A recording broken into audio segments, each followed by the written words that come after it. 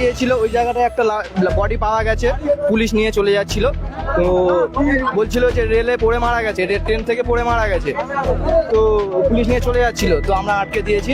তো এখানকার আশেপাশের লোকেরা ভেরিফাই করলো যে এখানকারই লোক যে ছিল ওর মধ্যে, মানে মহিলাটার সাথে ওরকম খারাপ কাজ করার মধ্যে যে ছিল, তাদের বাড়ির পিছনে বাড়ি।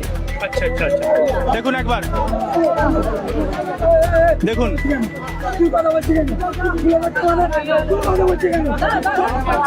বলবে তো যে আমার বাস থেকেও পড়েছে, বা কেউ তো জানবে, কেউ জানলো না।